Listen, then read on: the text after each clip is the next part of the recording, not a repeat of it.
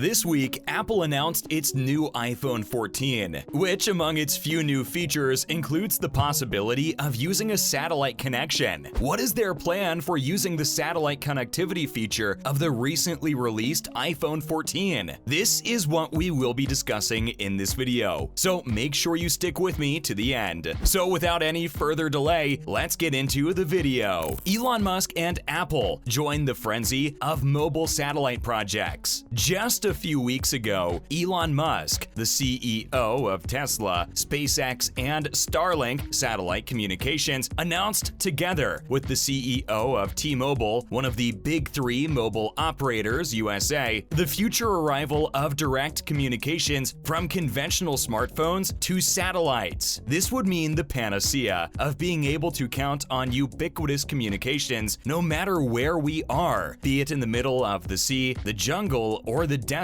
And just recently, Apple announced its new iPhone 14, which among its few new features includes the possibility of using a satellite connection, Globalstar satellites for emergency messages in areas without conventional coverage. The possibility of being in communication in any location on the globe is an old aspiration of telecommunications, and the conjunction of the extremely widespread mobile phones at the end of 2021, there were 5,300 million active mobile lines. With the new satellites, seems to put that dream within reach of hand. But now it is not about already existing solutions, such as Thuraya or Iridium, with heavy mobile phones with huge antennas. These are solutions that allow direct use of the broad user base of conventional smartphones. The satellite industry has embarked on a frenzy of projects related to this concept, for which almost a dozen companies, such as Starlink, Globalstar, Bullet, AST Space Mobile, Link, EchoStar, OmniSpace, or Iridium itself, are betting. But challenges of all kinds are still formidable. To begin with, the technological concept supposes achieving a feat. Mobile phones are made to connect to terrestrial antennas on rooftops or towers, located a few kilometers away at most. Achieving a direct satellite connection is equivalent to taking one of those terrestrial antennas and installing it on an LEO, low Earth orbit, satellite, typically located in an orbit around the Earth at about 500 kilometers high, such as from Madrid to Almeria, which also travels at thousands of kilometers per hour. But since they are so far away, to ensure that these satellites can connect directly to mobile phones, huge antennas are needed, compared to those of the current satellites that Starlink uses to provide satellite internet. AST Space Mobile, one of the projects, has developed a prototype with an antenna of almost 70 square meters. And Elon Musk's Starlink project, with its second-generation satellites, although more modest, has antennas of about 25 square meters, 5 times larger than the current Starlink. In fact, Musk has explained that in order to launch these huge satellites at the rate and cost that make the service profitable, he needs to have his powerful new Starship rocket, which is 3 times more powerful than the Falcon 9 rockets he is using now to put the almost 3,000 satellites that make up its constellation into orbit. But the Starship project is already long overdue and is not expected to be in service before the end of 2023. And the launchers are a bottleneck, especially now that Russian launchers can no longer be used, since many of the projects underway plan to use SpaceX rockets. In any case, it is not reasonable to think of having ubiquitous connectivity of the capacity offered by mobile networks based on terrestrial antennas. On the contrary, it would be a very basic service, with a few kilobits, operating based on SMS messages or allowing the transmission of, at most, email. In fact, Musk talked about offering between 2 and 4 megabits per second per sector. Each of his sectors covers about 40 square kilometers, which is very little capacity for each user. But that, without a doubt, in certain circumstances, can mean the difference between living or dying. But there are also regulatory problems. The Musk and and T-Mobile project is not yet authorized by the FCC, the U.S. telecoms regulator, and that authorization is mandatory because it intends to use frequencies from the PCS band 2000 MHz that T-Mobile uses. In fact, in general, the ITU, the International Organization for Spectrum Harmonization, has allocated this type of frequency to mobile services, but not to satellite services. So it would require a long authorization process, and that the US market is homogeneous. But that same process in Europe, with 27 states, could be much more tortuous, since the regulations of each country would have to be adapted, because if not, the service that was authorized in a market like Spain would be illegal and could generate interference as the satellite orbited above France or Sweden. Finally, there is the business model. Groups such as Link or AST,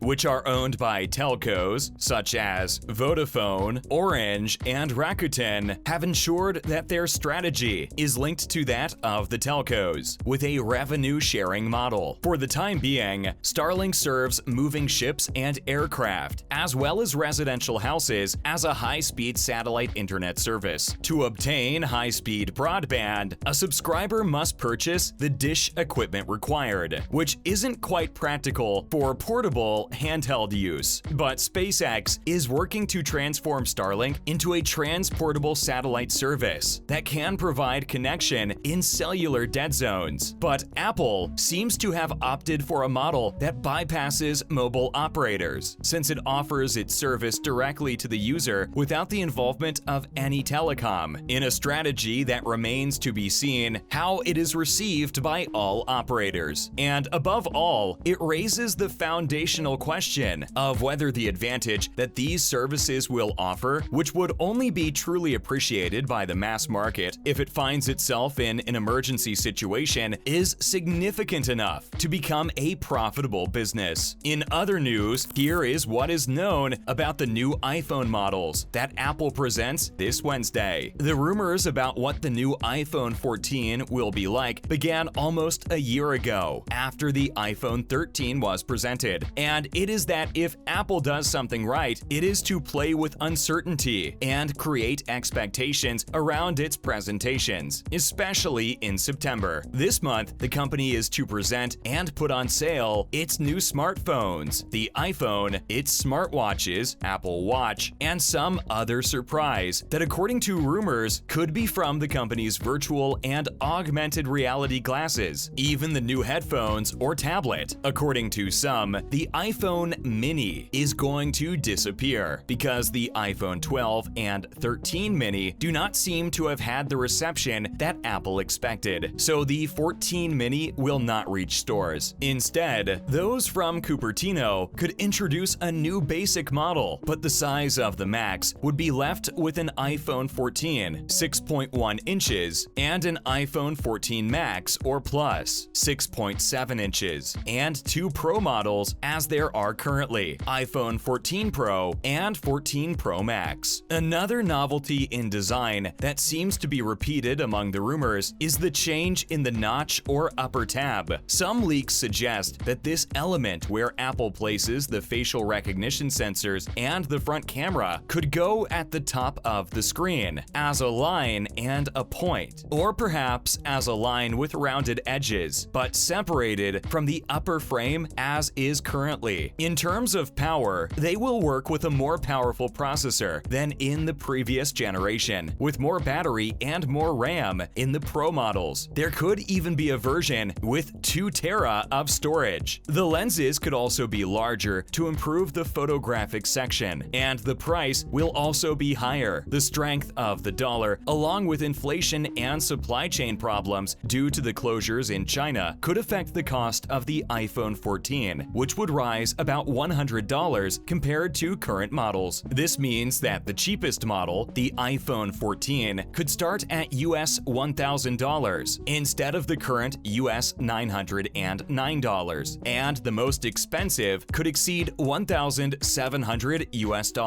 Although some rumors place the terminal at the top of the range of the new iPhones Pro Max full capacity around $2,000. What about Apple Watch Series 8? The new watch from the Apple company will have a great novelty, a new ultra-resistant Pro model designed in titanium and sapphire glass, very focused on risk athletes. This model could have a squarer style and a larger panel than the Watch Series 8, as well as a better battery and new features very focused on extreme sports. In addition, both the Pro and the normal models will have a new temperature sensor that will notify the user if they have a fever. Of course, the price of the Pro will be quite far from that of its younger brothers, as some rumors place it at around 1,000 euros, which would make it one of the most expensive smartwatches on the market. So that concludes today's video. If you found the video helpful, give us a thumbs up and don't forget to share the video with your friends and family. Also, do let me know in the comments section what you think of the satellite connectivity feature of the iPhone 14. Thanks for watching. See you next time.